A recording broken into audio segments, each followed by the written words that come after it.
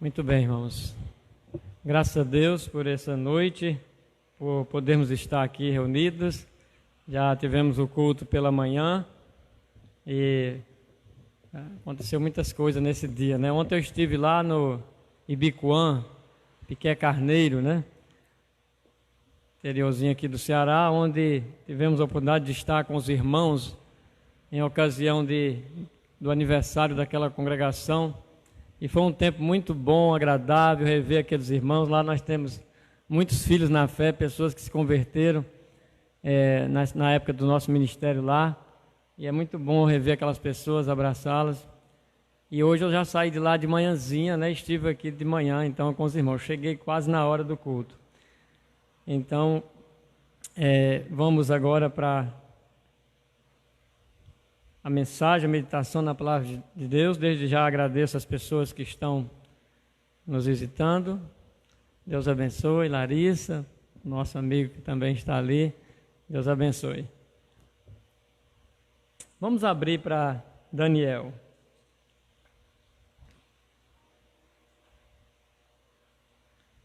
E vamos começar lendo um versículo em Daniel 6. Verso 10.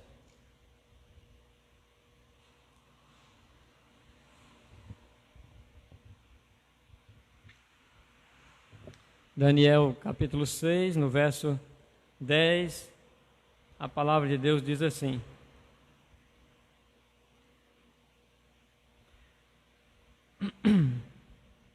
Daniel, pois, quando soube que a escritura estava assinada, entrou em sua casa e em cima no seu quarto, onde havia janelas abertas do lado de Jerusalém, 3 vezes por dia se punha de joelhos e orava e dava graças diante do seu Deus, como costumava fazer. Eu vou repetir aqui a segunda parte do versículo, que diz que 3 vezes por dia se punha de joelhos e orava e dava graças diante do seu Deus, como costumava fazer. Que Deus, mais uma vez, abençoe a sua palavra em nossos corações, de forma que possamos compreendê-la, né, e aplicá-la para a nossa vida prática. Irmãos, nós estamos falando já há alguns dias sobre marcas de um crente fiel. E estamos fazendo algumas observações sobre a vida de Daniel. Não é uma exposição aqui no domingo de todo o livro. Nós estamos fazendo meditações na quarta-feira e eu resolvi trazer alguns textos e fazer algumas observações sobre a vida, né, sobre o comportamento desse servo fiel. Então nós já vimos nas mensagens anteriores sobre o seu discernimento espiritual. Como Daniel, apesar de ser tão jovem, né? Daniel, apesar de ser tão jovem, tinha tanta maturidade, né, para discernir. Ele tinha um conhecimento bíblico profundo, de forma que ele sabia julgar as coisas e dizer, olha, isso está certo, isso está errado. Já falamos bastante sobre isso, né? Certamente ele foi bem instruído na verdade de Deus, como era comum dos judeus piedosos fazerem. Então ele era apto a discernir. Ele possuía discernimento espiritual. Nós não podemos esquecer desta primeira lição que nós estudamos sobre Daniel aqui.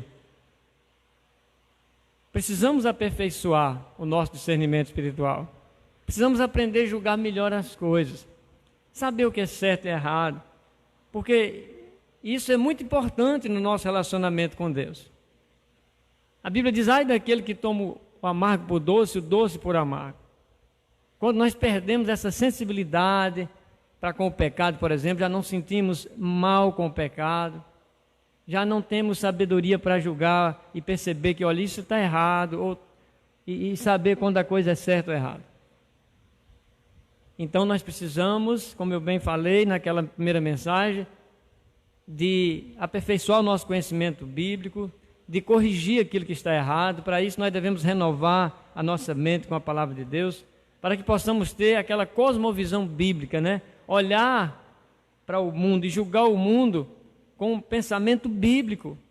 A nossa filosofia tem que ter como base as Escrituras, a revelação de Deus, a verdade de Deus, e não o humanismo, o pensamento humano. Então, essa é uma grande lição que nós aprendemos com Daniel. Ele tinha essa percepção, chegar e perceber o que estava errado e resolver firmemente não participar. Mas nós vimos também, irmãos, que outra marca importante de Daniel foi aquela firmeza em romper, né, com aquilo que estava errado, em manter-se puro.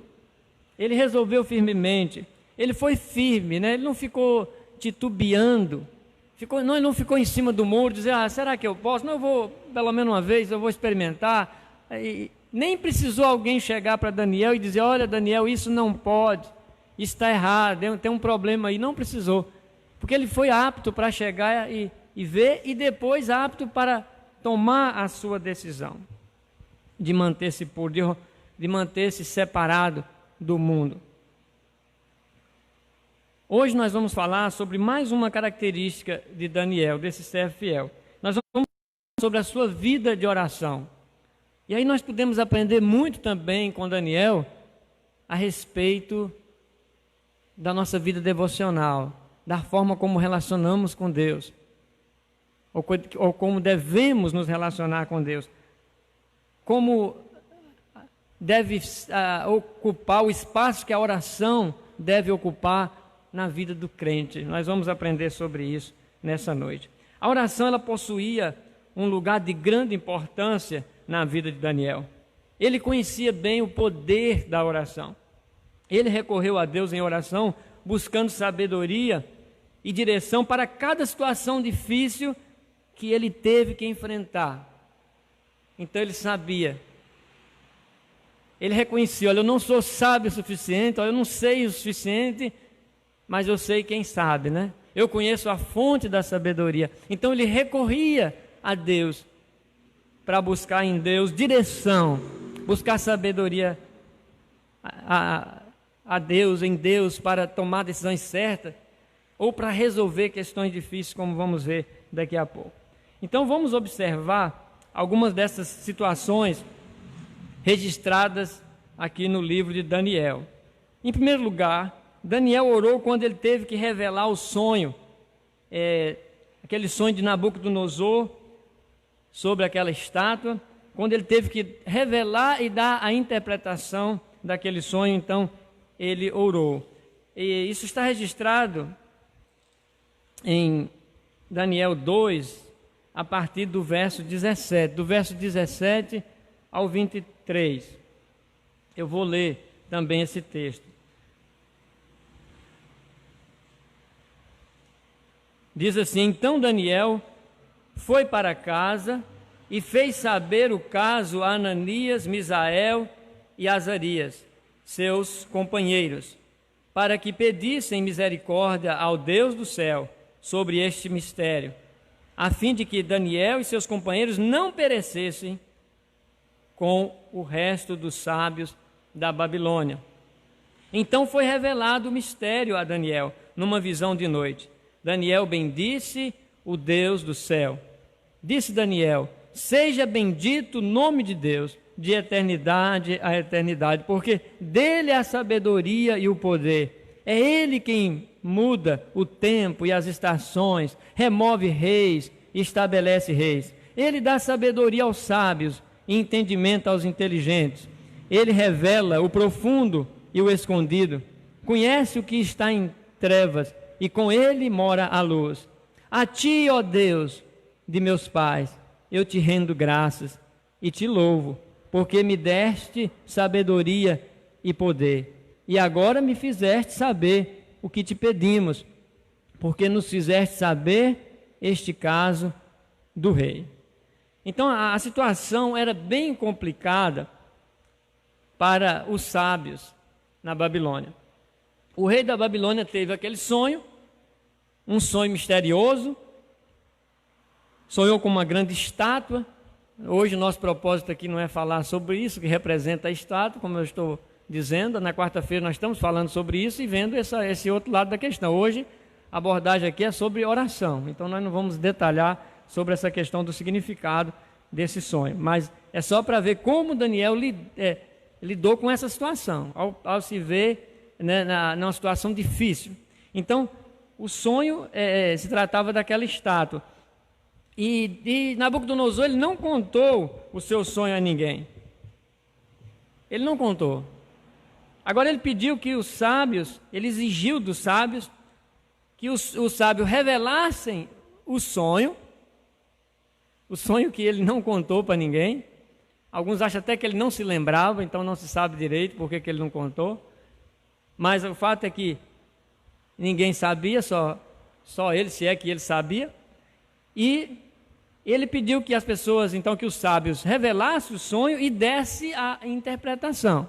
Nós sabemos que dar interpretação fica mais fácil, né? Dá até para alguém enrolar o sujeito. O cara diz, eu sonhei assim, assim, tinha isso, tem aquilo outro. Aí o cara diz, não, isso aqui representa isso simboliza aquilo outro.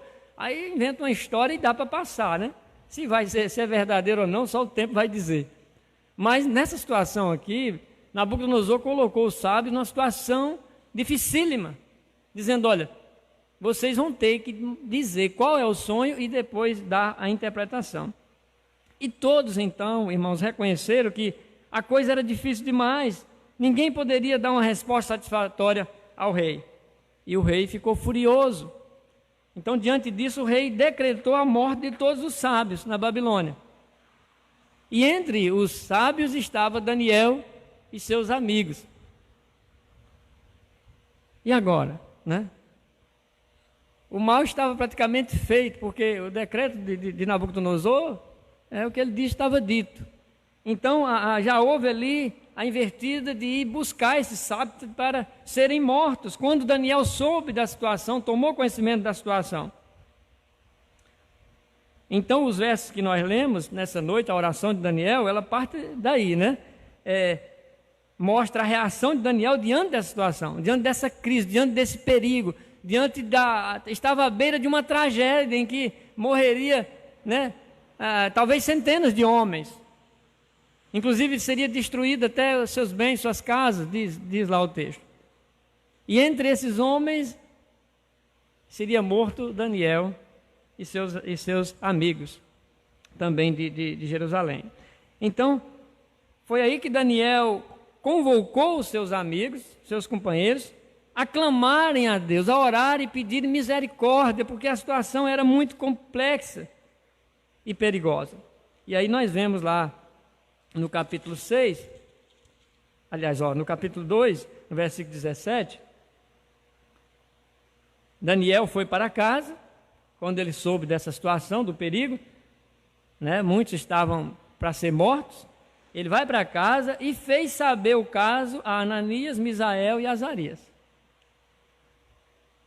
E aí o verso 18 diz, para que pedissem misericórdia ao Deus do céu sobre esse mistério, a fim de que Daniel e seus companheiros não perecessem com o restante dos sábios da Babilônia. O que nós vemos então é que eles clamaram a Deus, pediram socorro, oraram, pediram uma solução a Deus, e Deus respondeu a Daniel e seus amigos, e uma grande tragédia ali foi evitada. E aí nós vemos que oração linda, né? Que Daniel faz a partir daí. Versículo 19, então foi revelado o mistério a Daniel, numa visão à noite, e Daniel então bendisse o nome de Deus. E aí nós vemos, desde já podemos notar na oração de Daniel, é que Daniel tinha um conhecimento muito profundo de Deus. A forma que ele fala sobre Deus, que ele expressa sobre Deus, revela isso. As nossas orações dizem muita coisa, né? Às vezes a pessoa vai orar e tem dia que é porque está talvez preocupado com outra coisa, mas às vezes a pessoa vai orar e não tem o que dizer, porque não medita sobre Deus, não pensa sobre Deus, não estuda a palavra de Deus e não tem muito o que dizer. Não tem uma vida com Deus, uma experiência com Deus, de oração e de conhecimento de Deus. E aqui nós vemos nas palavras de Daniel a forma como ele expressa, como ele fala com Deus, né? Seja bendito o nome de Deus, de eternidade a eternidade, porque dele é a sabedoria, o poder. É ele quem muda o tempo e as estações. Ele reconhece então a soberania de Deus, a grandeza de Deus, é Deus que está no controle. nós estamos aqui na Babilônia, foi Nabucodonosor que nos trouxe para cá, mas ele sabia que no final das contas a vida dele não estava na mão de Babilônia, do rei da Babilônia, estava nas mãos de Deus. É muito interessante, irmãos, que às vezes nós, nas nossas fraquezas, né, começamos a nos preocupar com cada situação difícil que surge, né? Aparece um coronavírus desse da vida e parece que a nossa vida agora está na mão do coronavírus, né? A gente esquece que Deus é soberano, que não, Ele diz que não cai um pardal. Jesus nos ensinou a confiar e diz: não, nenhum pardal cai, se não for com permissão de Deus. Mas parece que alguns acham que nossas vidas estão entregue aos perigos, e às vezes falta, né, esse conhecimento de pensar. Isso é só você observar a vida de Daniel, de seus amigos. Quando seus amigos, por exemplo, estavam sujeitos a ser jogados no fogo, na fornalha ardente, eles disseram ao rei: se Deus nos quiser salvar, quem salve, se não, a gente morre, mas a nossa vida está na mão de Deus. E estava assim. Esse é o mesmo Deus que nós servimos hoje. Então você vê que as orações de Daniel reconhecem isso, reconhece o controle de Deus, a soberania. Deus está lá, não é a vontade de Nabucodonosor que é feita no final das contas, é a do Deus Todo-Poderoso. Ele remove reis e estabelece reis, diz aí no verso 21. Ele dá sabedoria aos sábios e entendimento aos inteligentes. Ele revela o profundo e o escondido. Quer dizer, não há mistério, não há nada oculto para ele. Verso 22. Conhece o que está em trevas e com ele mora a luz. A ti, ó Deus de meus pais. Ele reconhece que o Deus dele é o Deus, né, das alianças, é o Deus das promessas, é o Deus de Abraão, de Isaac, de Jacó.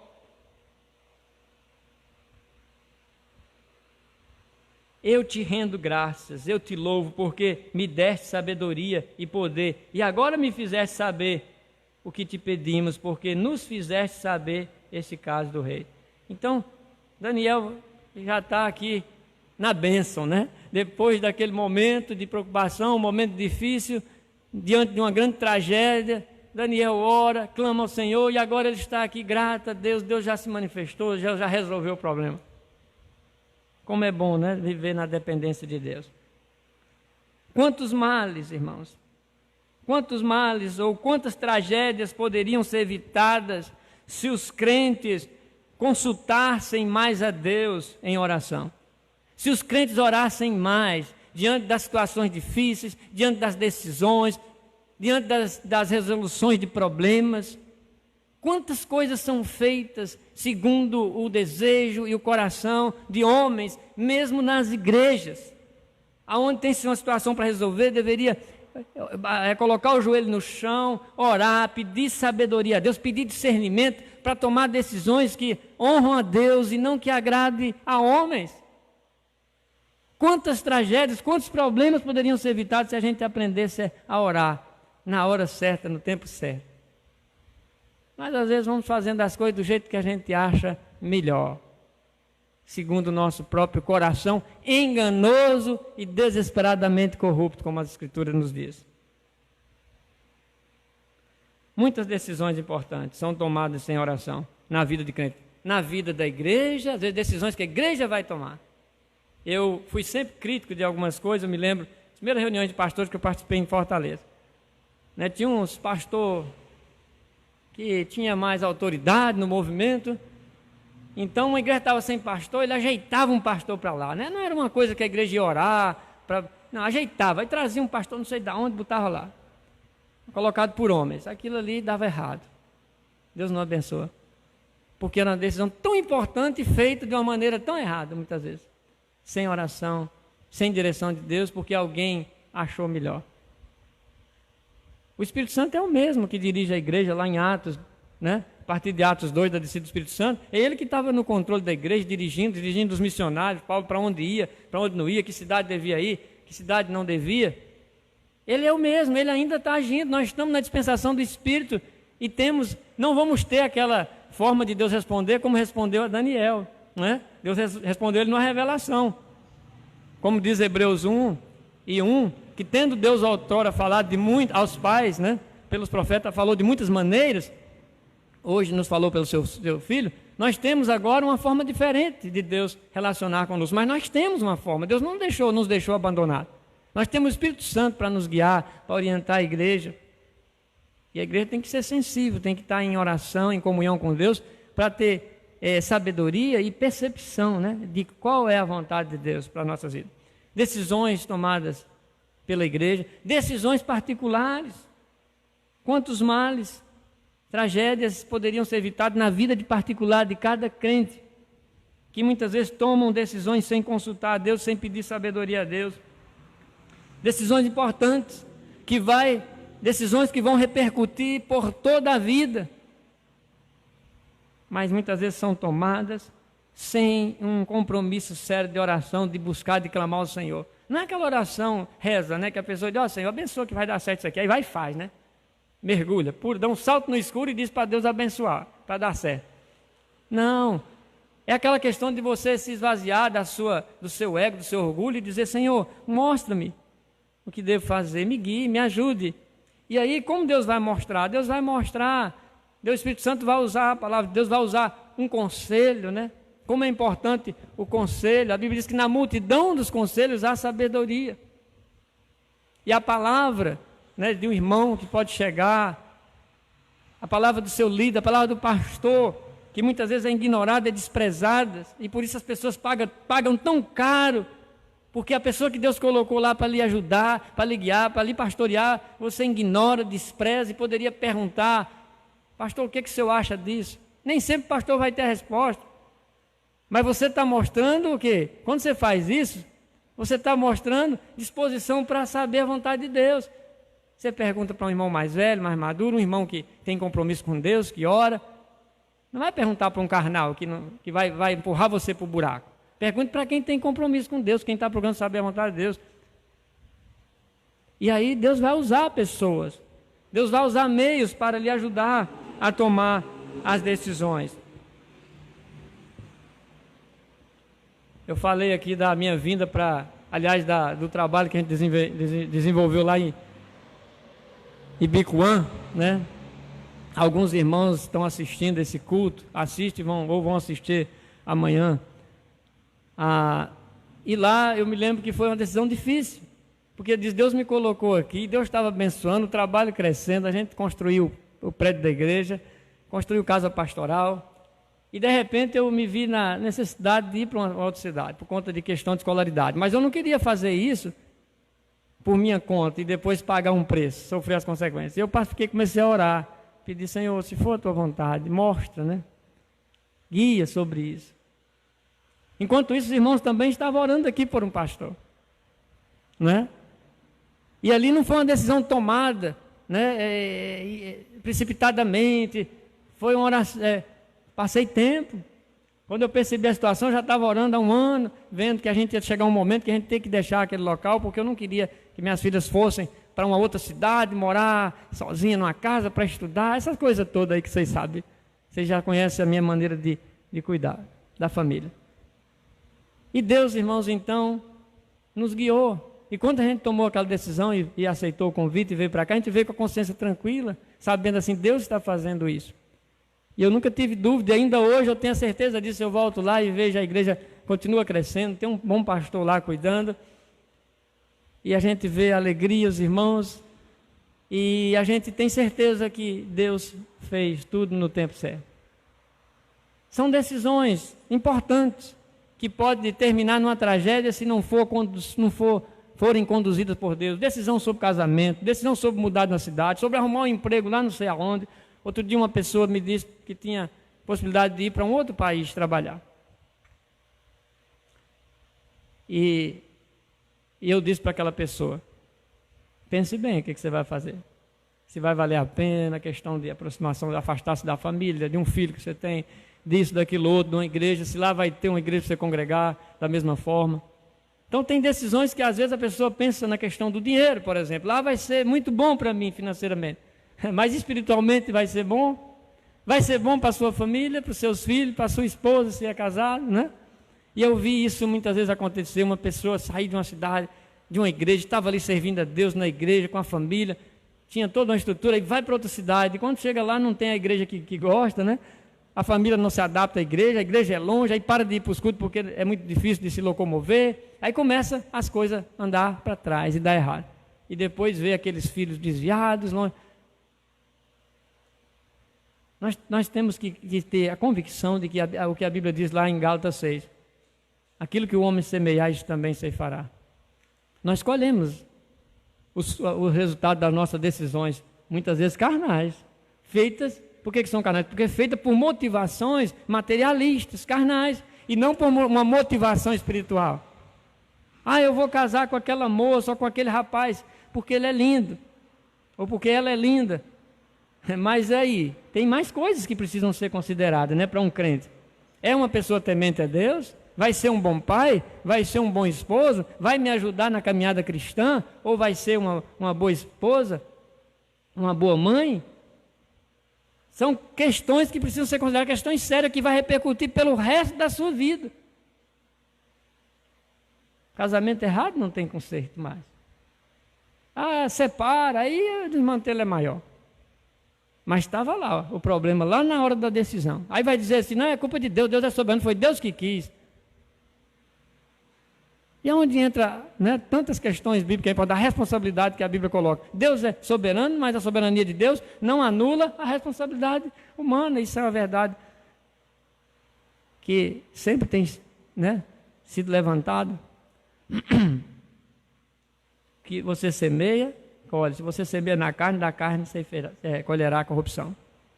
Pois bem, irmãos, muitas decisões importantes são tomadas sem oração, sem consultar a Deus, sem buscar a Deus. Uma vida de oração, ela poderia dar um rumo diferente para muitas questões importantes da sua vida. Uma vida de oração, um compromisso de oração pode dar rumo diferente para muitas questões. Daniel buscou socorro no Senhor. Ele não teve dúvidas de que o melhor a se fazer naquele momento era orar. Não tinha outra coisa. Não adiantava se desesperar, não adiantava pedir socorro para fulano, ciclano. Ele tinha que ir na fonte certa, recorreu a Deus, o Deus Todo-Poderoso, soberano, que tem o controle de tudo e que conhece tudo. E foi lá que ele foi buscar a solução. Ele também chamou os seus amigos. Como é bom você ter companheiros de oração, né? Porque às vezes a gente se sente só, diz, eu tenho uma situação, eu tenho um problema, orar com quem? Né? Talvez você nem conhece alguém que tenha compromisso e que tenha vontade de orar. Quem sabe passar algumas horas, fazer uma vigília. Porque nós vemos a situação de Daniel em outros textos aqui, que ele, em alguns momentos que ele se quebrantou, que ele ficou orando e jejuando por dias, buscando a Deus, quebrantado, buscando ao Senhor. E é bom quando você tem alguém lhe apoiando, né? Aqui ele tinha amigos que ele diz, vamos orar. O negócio complicou, a situação é complexa, é delicada, é difícil, vamos orar. E esses amigos então oraram com Daniel. Pediram a Deus que Deus tivesse misericórdia. Irmãos, ao fazer isso, Daniel estava reconhecendo as suas limitações. Quando a gente ora, a gente está reconhecendo, olha, Senhor, eu não sei resolver esse problema. O negócio está difícil, eu sou limitado. E aí você está reconhecendo que você é pequeno demais, que você não é dono do seu nariz, que você não dá conta da sua vida, que você precisa de alguém maior para cuidar de você. Como aquela criança pequena que começa a querer se desprender dos pais e acha que pode se virar sozinha e quer que solte a mão, né? Ela vai num brinquedo, você quer segurar para ela não cair, ela puxa a mão, né? Quem já teve criança aí sabe. Não sei se as suas eram assim, mas eu já vi algumas por aí assim. Quer ser livre, né? Mas você diz, não está na hora. Mas se a criança reconhece que depende do pai, ela mesma que estende a mão. Papai, segura minha mão. Mamãe, segura minha mão. Nós devemos ter essa atitude para com Deus. Senhor, me ajude, segura minha mão, porque está difícil. Eu sou limitado.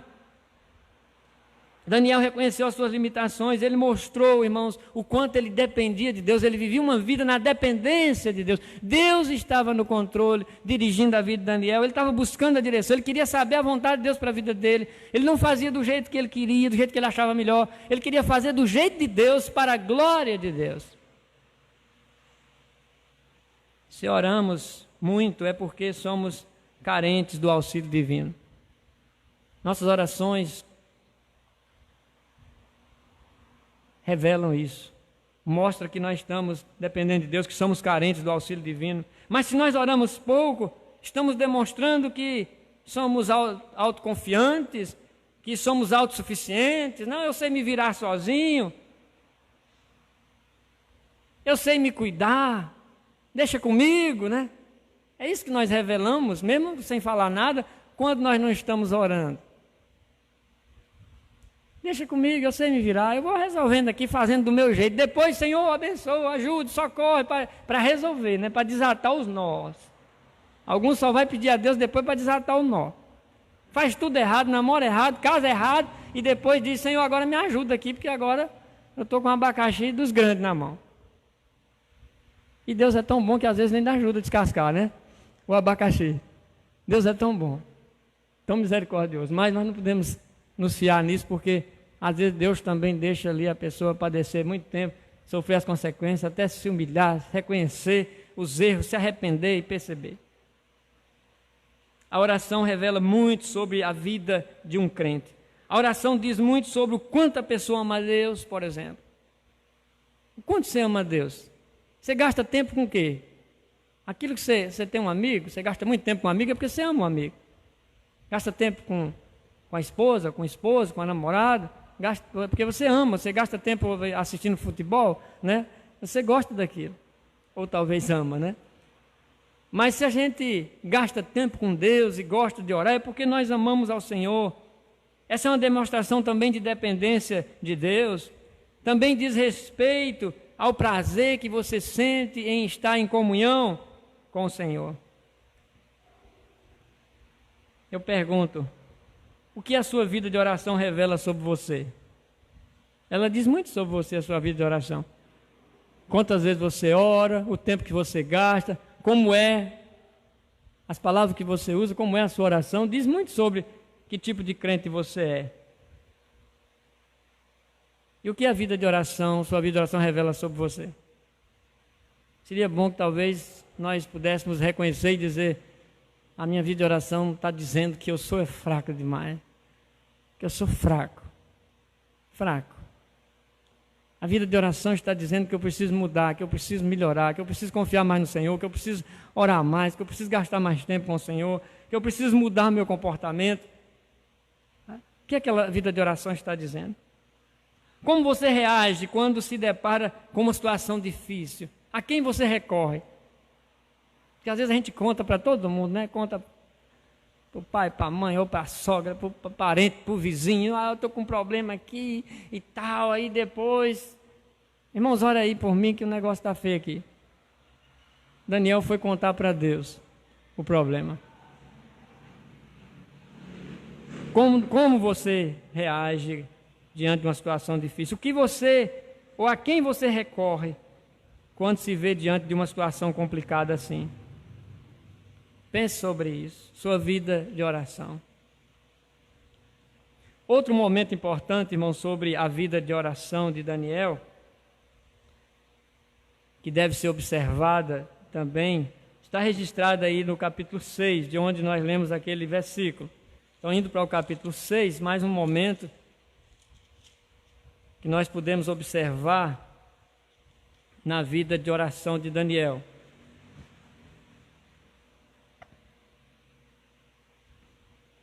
Então, quando Daniel soube do decreto do rei proibindo orar, Daniel orou. Está aí capítulo 6, 10 a 13. Vou repetir, quando Daniel soube do decreto do rei proibindo orar, Daniel fez aquilo que ele era acostumado a fazer. Ele orou. Daniel 6, verso 10. Só que aqui Daniel não era mais o rapaz, o jovem. Agora Daniel aqui é aquele senhor de mais ou menos 80 anos por aí. Versículo 10 então diz assim, Daniel, pois, quando soube que as escrituras estavam assinadas, isso aqui fala do decreto do rei, entrou em sua casa e em cima no seu quarto, onde havia janelas abertas do lado de Jerusalém, 3 vezes por dia se punha de joelhos e orava, e dava graças diante do seu Deus. como costumava fazer.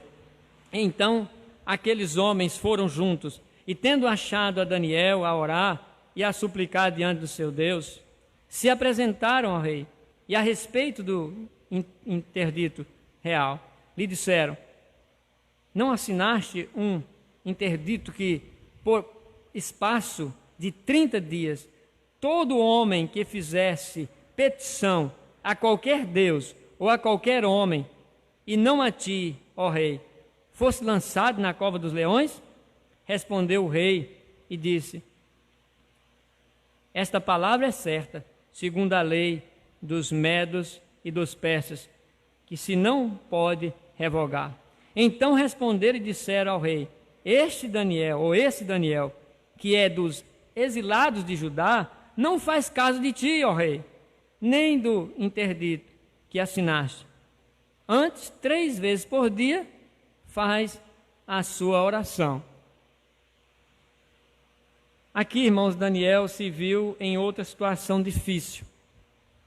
Alguns colegas de trabalho quiseram puxar o tapete de Daniel. O rei caiu na armadilha que eles fizeram. A pedido desses inimigos de Israel, homens que estavam com inveja, porque Israel estava, aliás, porque Daniel estava sendo bem sucedido, né? Ele se destacava entre os demais, e aí os demais líderes, prefeitos, tiveram inveja e queriam derrubar. E fizeram uma armadilha, e o rei era amigo de Daniel e gostava de Daniel, mas o rei caiu sem perceber nessa armadilha. Então o rei fez o decreto, assinou, não imaginava que isso teria uma repercussão tão séria para a vida de Daniel, colocaria a vida de Daniel em risco. Então a proibição era que durante 30 dias ninguém fizesse petição a nenhum Deus.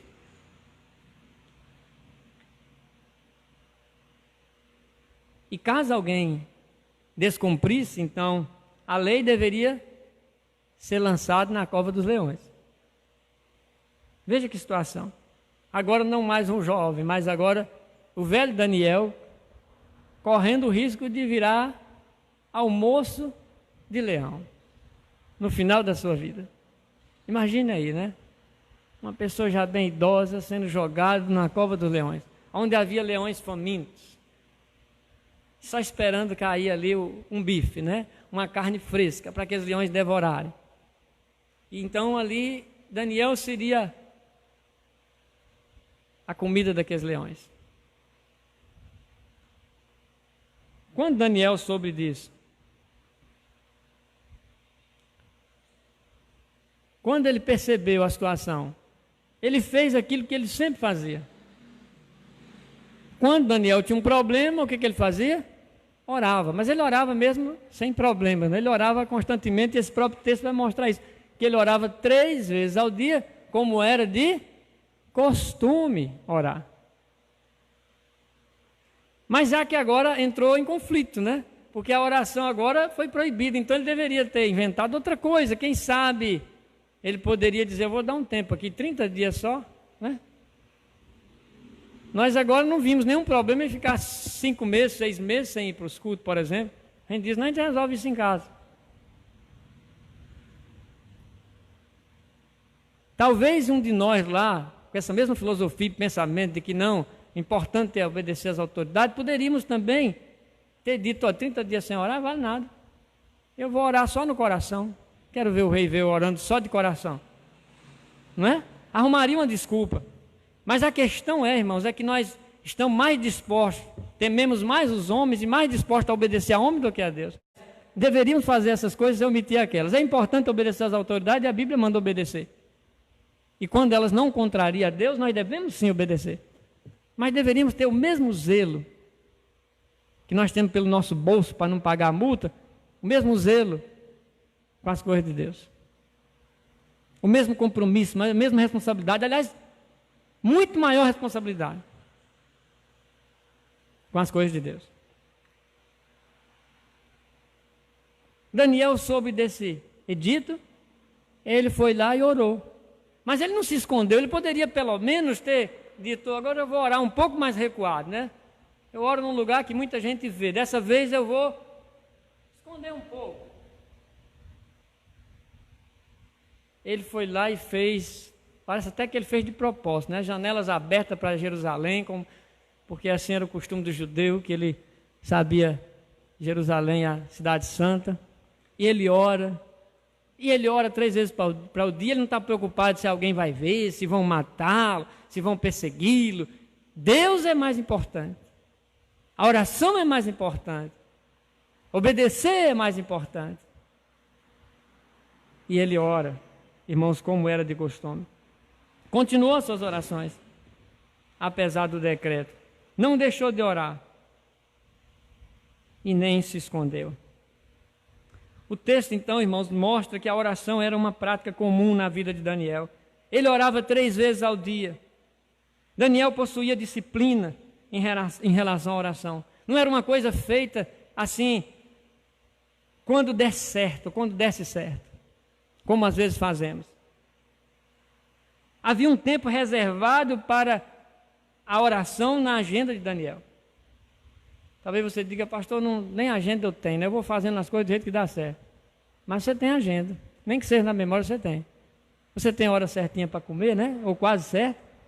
3 ou 4 vezes por dia você tem aquele compromisso com o seu prato ou com o seu lanche. É difícil o lanche escapar de você naquela hora, né? É difícil o almoço escapar. Você tem compromisso. Naquela hora, ou próximo àquele horário, você vai comer. Porque comer é importante, né? Mas com a oração, não. A oração é se sobrar tempo. Eu acordei hoje, o dia foi corrido. A casa para cuidar, o meu emprego, meu trabalho, tem menino para cuidar, tem isso, tem aquilo outro. Se sobrar tempo, eu oro. Irmãos, eu não conheço a vida sua particular, eu não conheço, está certo?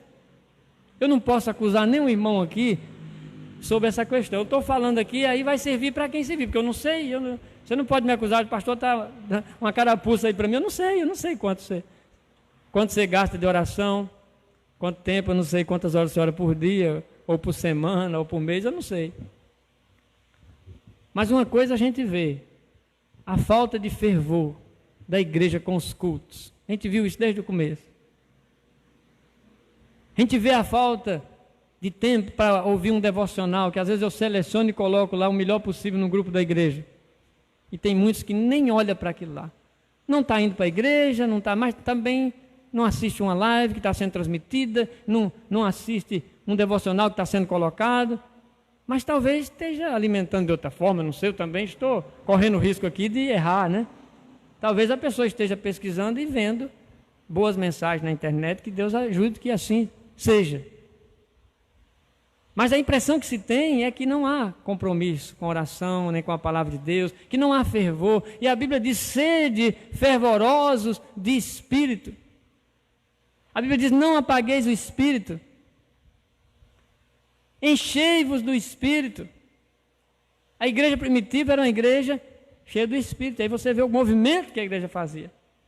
A falta de movimento na igreja hoje, movimento que eu digo, movimento legítimo, né?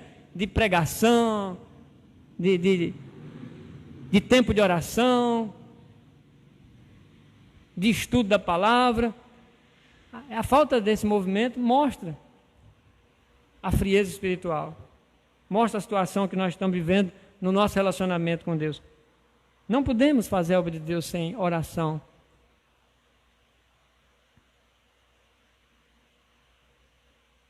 A oração era uma prática de Daniel. Havia tempo reservado para a oração. Coisa que muitas vezes não acontece em nossos dias. De dizer, olha, tem um tempo ali, eu preciso separar aquele tempo. Preciso ter um compromisso. É interessante, irmãos, que as pessoas possuem compromisso para muita coisa na vida. E nós honramos nossos compromissos, horário de trabalho, horário de escola, né? Nós honramos. Mas com Deus a coisa é levada meio que de qualquer forma, né? Do jeito que dá certo. E ainda, muitas vezes é dito, Deus entende. Se sobrar um tempinho, eu oro. Deus entende. Deus vai entender. Deus entende mesmo. Deus entende e vê o quanto somos fracos, o quanto falta de compromisso.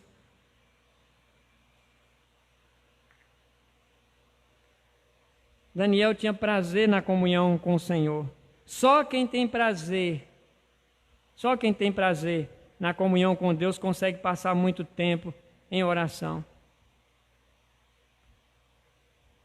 Nós vemos nesse texto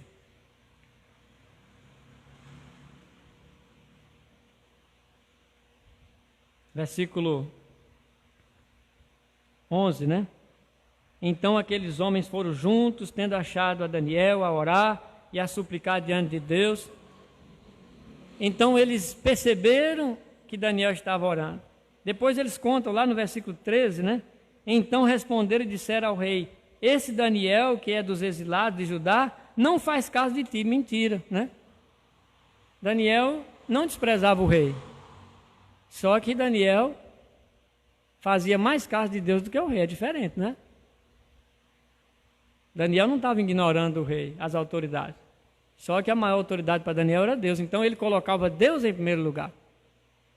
Aqui era uma mentira. Não faz caso de ti, ó rei, nem do teu interdito que assinaste. Antes, 3 vezes por dia faz oração. Então aqui os próprios inimigos estão testemunhando de que Daniel orava 3 vezes por dia. E o que aconteceu foi que o rei teve que cumprir a lei. Triste, o rei ficou muito triste, mas teve que lançar Daniel na cova dos leões. E aí nós vemos que pela manhã, lá no versículo 19, para encurtar um pouco a história, no outro dia, o rei estava preocupado, mas pela manhã, ao romper do dia, levantou-se o rei e foi com pressa à cova dos leões. O rei queria ver Daniel salvo. Chegando-se ele à cova, chamou por Daniel com voz triste. Disse o rei a Daniel: Daniel, servo do Deus vivo, dá-se-ia o caso que o teu Deus, a quem tu continuamente serves, tenha podido livrar-te dos leões? Olha que oportunidade de testemunho, né? Que o rei disse: será que teu Deus foi capaz? Porque os deuses da Babilônia é aquele tipo de Deus, né?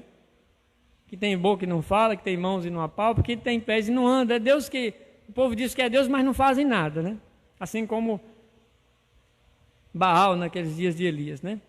Que os profetas de Baal clamaram e o Deus deles não fizeram nada. E Deus foi lá e fez, né? E mostrou. Aí o rei disse: porventura o teu Deus pôde livrar-te? E aí nós vemos a resposta viva, né?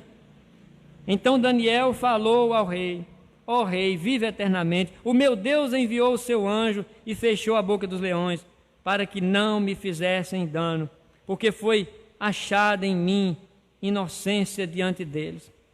Também contra ti, ó rei, não cometi delito algum. Então o rei se alegrou sobremaneira e mandou tirar a Daniel da cova. Assim foi tirado Daniel da cova, e nenhum dano se achou nele, porque crera no seu Deus. Ordenou o rei, e foram trazidos aqueles homens que tinham acusado a Daniel, e foram lançados na cova dos leões. Ele, seus filhos, suas mulheres, e ainda não tinham chegado ao fundo da cova, e já os leões se apoderaram deles e lhes esmigalharam todos os ossos. Então o rei Dário escreveu aos povos, nações e homens de todas as línguas que habitam em toda a terra: paz vos seja multiplicada. Faço um decreto pelo qual, em todo o domínio do meu reino, os homens tremam e temam perante o Deus de Daniel, porque ele é Deus vivo. Olha, esse Deus de Daniel é vivo, porque os deuses da Babilônia eram mortos, não existia, não é nada, nada são. É o Deus vivo e que permanece para sempre. O seu reino não será destruído e o seu domínio não terá fim.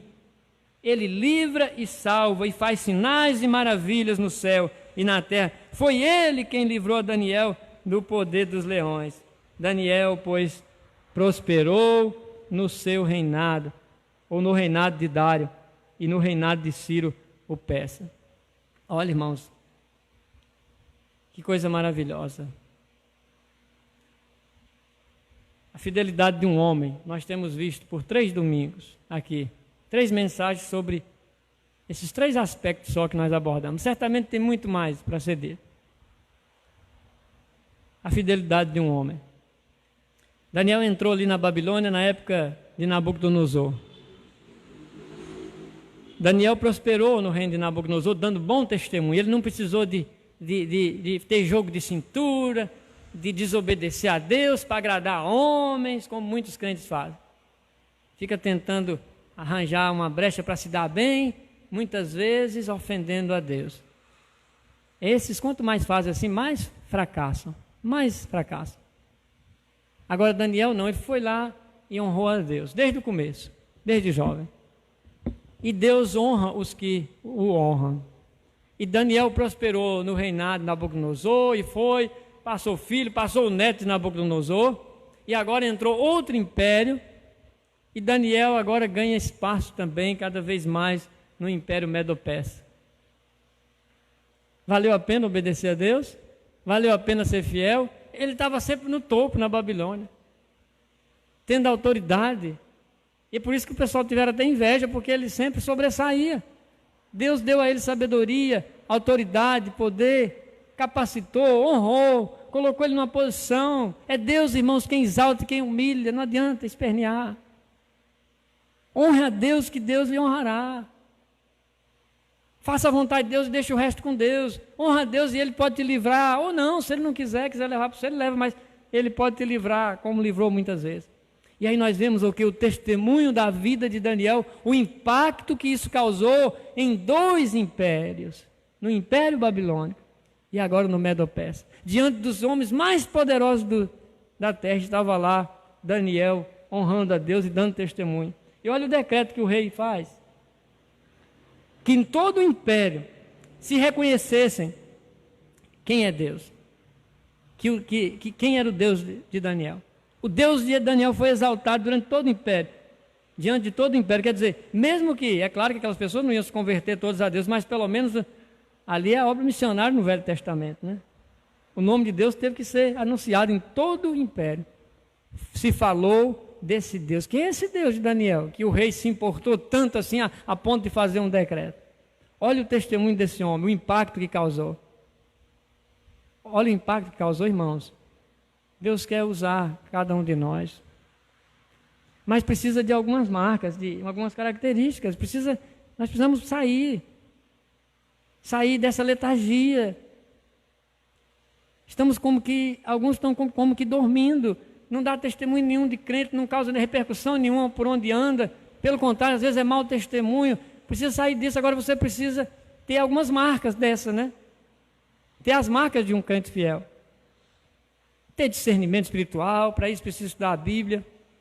Ter posição firme para dizer não, para saber discernir o que é certo e errado. Não sair abraçando tudo que vê por aí, concorda, apoia, coisa que não tem, totalmente anticristã. Agora precisa de uma vida de oração, porque é o relacionamento com Deus quem nos habilita, quem nos dá sabedoria, que resolve muitas questões. Precisamos ter uma vida de oração, uma vida de compromisso com Deus. Eu estou exigindo alguma coisa errada aqui de vocês? Eu estou pregando alguma coisa antibíblica? Não, irmãos. Eu estou mostrando para vocês o caminho da santidade, o caminho do compromisso com Deus, de um relacionamento íntimo com Deus. É disso que estamos falando. E se você fizer assim, eu tenho certeza que Deus vai lhe usar. Você vai causar impacto lá onde você mora, onde você trabalha, na universidade onde você está, como aluno ou professor. Você vai fazer diferença, Deus vai ser honrado e glorificado. Se não, você vai ser destruído, porque Deus não quer um sal que não tem sabor. Deus não quer uma luz que não acende, que não brilha. Para que serve para Deus? Isso é muito mais sério do que você imagina. Se não está sendo útil, Deus vai tratar. Deus quer que você seja uma bênção. É claro que não vamos ser um Daniel, né? É querer demais. Daniel é um dos heróis da fé. Mas, irmãos, nós somos crentes, temos os mesmos privilégios, assim como Daniel podia marcar uma audiência com Deus e ter um tempo de oração com Deus. Todo crente pode. Essa é uma das doutrinas batistas, né? Sacerdócio do crente. Nós não precisamos de um representante, do pastor, o bispo, o padre, para nos representar diante de Deus, porque cada crente tem acesso para chegar e falar com Deus e gastar tempo em oração. Cada crente pode ser como Daniel, gastar tempo, orar. É um privilégio. Mas você está usufruindo desse privilégio? Se assim for feito, irmão, certamente Deus vai abençoar grandemente a sua vida, lhe usar como instrumento para a glória dele. Que Deus nos ajude, nos abençoe. Amém. Nós temos um outro texto aqui que fala de oração, lá no capítulo 9, mas eu percebi que a gente fosse para ele, o horário ia ficar muito avançado, então preferi deixar esse último texto. Não sei se a gente vai estudar depois, mas tudo bem. De qualquer forma, na quarta-feira a gente está estudando o livro de Daniel e a gente vai passar, se Deus permitir, por ele. Mas acredito que hoje nós vimos aqui boas lições sobre uma vida de oração. Então vamos orar mais uma vez. E assim, daqui a pouco, vamos encerrar o culto. Depois da oração, vamos terminar ali encerrar a live, Hermeson, depois da oração. E depois eu tenho alguns avisos para dar à igreja. Senhor, nosso Deus e Pai, muito obrigado por essa noite, pelo privilégio que o Senhor nos deu. De mais uma vez, ó Pai, ouvirmos a Tua palavra. Tua palavra é viva, é eficaz, ó Pai. Não importa o instrumento fraco que muitas vezes é usado para transmiti-la. Ela ainda assim, ela é poderosa, ela é viva. Nós agradecemos, ó Pai, por Tua palavra. Agradecemos porque fomos desafiados, confrontados. Muitas vezes nos sentimos envergonhados diante do Senhor pela falta de compromisso. Ó Pai, nos perdoe, perdoe nossos pecados, nossas iniquidades. Perdoe, ó Pai, a falta de devoção, de amor, de compromisso com o Senhor. Ajude a cada um aqui, ó Pai, que ouviu a Tua palavra, todos que vão ouvir. Abençoe a cada um, fortaleça a fé, fortaleça a Tua igreja, ó Pai. Levante homens, mulheres, jovens de oração, que possam interceder pelas almas perdidas, que possam interceder pela obra missionária, pelos missionários, pelos pastores, pela igreja. Levante, ó Pai, pessoas que tenham compromisso com a oração. Pedimos que o Senhor nos abençoe, nos dê uma boa semana. Não nos deixe cair em tentação, mas livra-nos do mal. Em nome de Cristo oramos agradecidos. Amém.